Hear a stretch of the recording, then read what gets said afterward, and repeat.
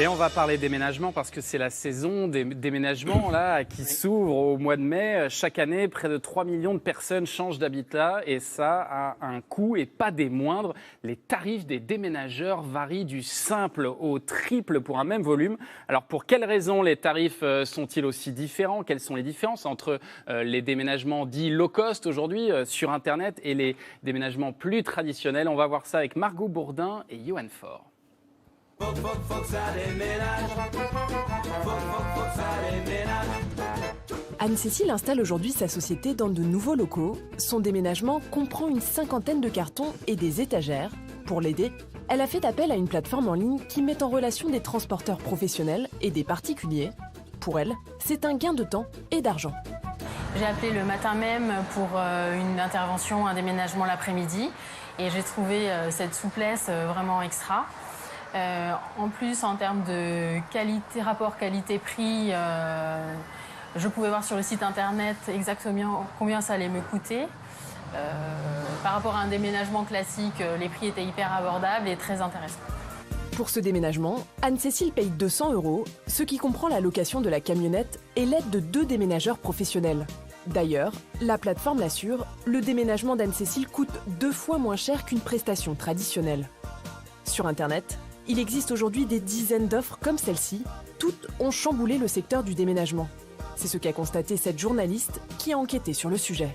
On a des nouveaux acteurs, des nouveaux entrants qui proposent des déménagements à la carte, qui vous proposent d'inviter des amis pour faire moins de main-d'œuvre à payer, qui vous proposent de faire du transport groupé.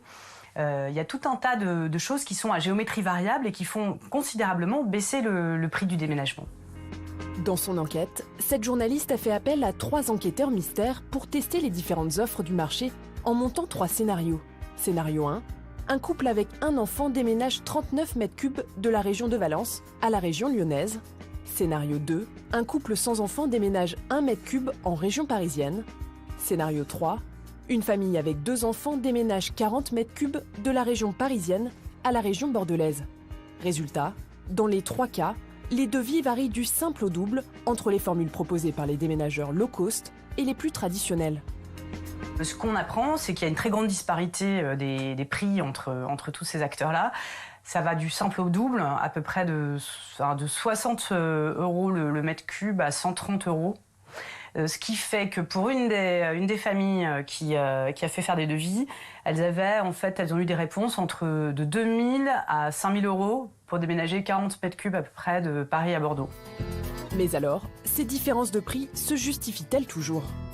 Ces différences de prix se justifient parce que on a avec les entreprises traditionnelles qui sont donc un peu plus chères, un service complet. On a quelqu'un qui vient chez soi et qui va vous expliquer, vous prendre un peu en main, vous expliquer comment ça va se passer, vous donner des dates précises. De l'autre côté, on n'a pas ça. Du côté des acteurs plus nouveaux, ce qui fait que effectivement ça fait baisser les prix parce qu'il y a une partie des choses qu'on assume soi-même.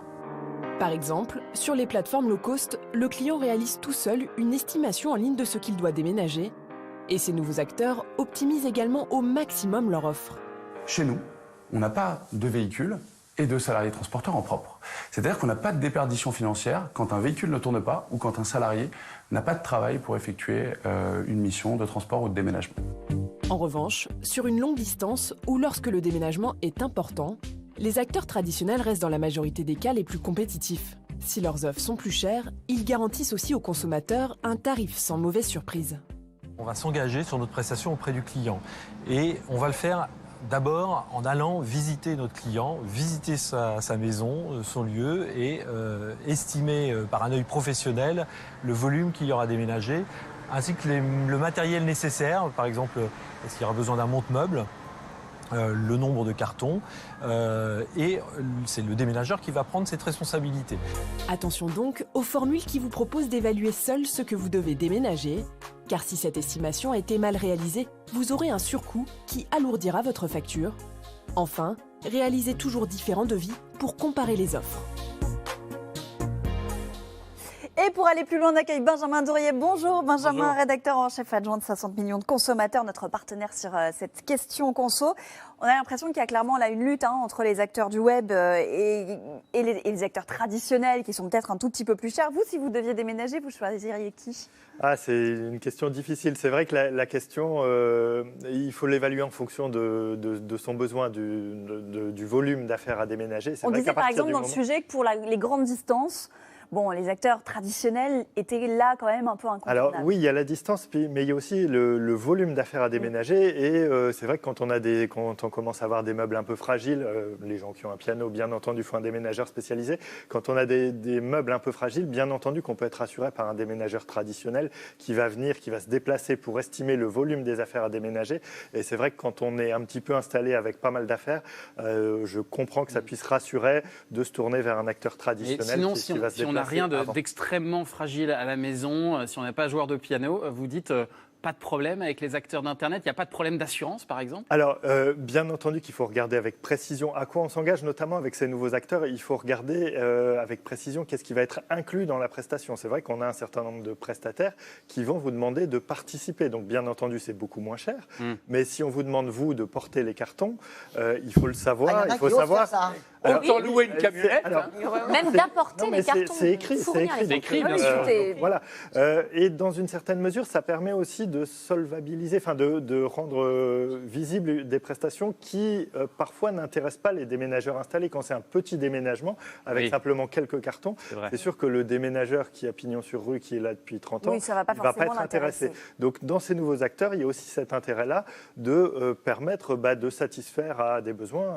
Donc vous voulez dire qu'on ne pique pas forcément le travail, les nouveaux acteurs du web ne piquent pas forcément le travail des acteurs traditionnels.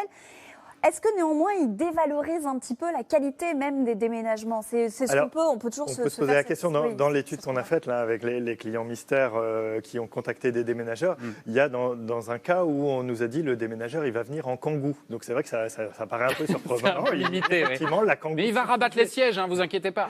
La kangou suffisait pour ce petit déménagement, c'est surprenant.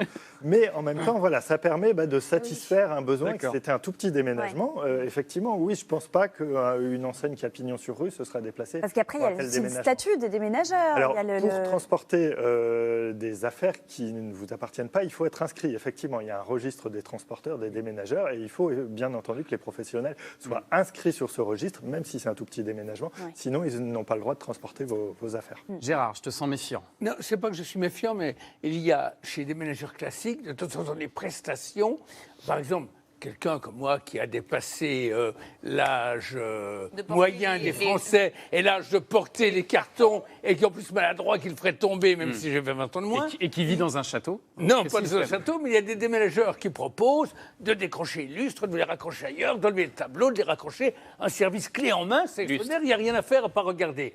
On peut avoir ça aussi chez les déménageurs ? Alors, pas forcément. Il faut vérifier effectivement sur tous ces nouveaux acteurs, qu'est-ce qui est proposé avec précision, quelle est l'étendue de la prestation. C'est vrai que dans les prestations low cost, on a parfois des suppléments pour un tas de choses. Pour un accès difficile au logement, par exemple, certains prévoient un supplément. 6 étages sans ascenseur, c'est un Alors, surplus effectivement, ça peut être, généralement, il y a des formulaires, on remplit en fonction du besoin, avec énormément de cases à remplir qui permettent de préciser la prestation et de préciser le tarif. Mais effectivement, avec tous ces nouveaux acteurs, il faut être encore plus vigilant sur ce qui est inclus dans la prestation et ce qui n'est pas. Et notamment le volume de ce qu'on a à déménager, c'est ce qu'on disait dans le sujet, que c'est à nous parfois de l'évaluer et que si on se trompe, là, effectivement, s'il y a une erreur dans l'évaluation du volume, l'erreur, elle incombe à celui qui a évalué le volume. Donc effectivement, si on a soi-même oublié de déclarer un certain nombre de choses, ça pose problème. C'est vrai qu'il y a des déménageurs traditionnels, ils le font peut-être plus tous, mais en tout cas, certains le font encore, heureusement, qui se déplacent pour évaluer le volume. Effectivement, ça, c'est de nature à rassurer les consommateurs. Et juste si quelque chose est cassé ou détérioré, comment ça se passe avec les Alors, dans un déménagement, effectivement, le déménageur est responsable de livrer les meubles à bon port et en bon état. Donc, effectivement, s'il y a de la casse, il doit vous indemniser pour permettre de réparer ou de remplacer les meubles. Maintenant, il indemnise dans la limite de ce qui a été déclaré au contrat, parce qu'on déclare une valeur des meubles. Donc, il faut être très attentif à ne pas sous-estimer la valeur de ces affaires au moment où on les déclare avant le déménagement. Sinon, on risque de le regretter au moment où il y a de la casse, s'il y en a. Mélanie, on disait que près de 3 millions de personnes déménagent chaque année. Est-ce que tout le monde a recours aux déménageurs? Non, d'ailleurs, c'est pour ça qu'il y a les acteurs du low-cost qui se développent. Vous avez seulement 20% des personnes qui déménagent, donc sur ces 3 millions de personnes, 20% qui vont faire appel à des déménageurs. Pourquoi? Parce que le profil type, en fait, c'est des CSP+, plutôt des familles donc avec des enfants, plutôt après 35 ans et jusqu'à 50 ans. Ça laisse quand même 80% des déménageurs, des personnes qui déménagent, disponibles pour les acteurs du web, parce que notamment, plus on est jeune, plus on déménage. Ah oui, exactement, c'est ah oui. 50% des déménagements, ce sont des étudiants ou des jeunes de moins de 35 ans, si on Et peut les qui se appeler débrouillent jeunes, eux-mêmes avec leurs copains. qui se débrouillent pour l'instant eux-mêmes et qui vont peut-être finir du Qui ont coup moins de meubles. sur le web et qui ont moins de meubles et donc qui peuvent déménager en kangou. C'est ça. Eh ben, merci beaucoup, Benjamin Andrier, d'être venu sur ce plateau.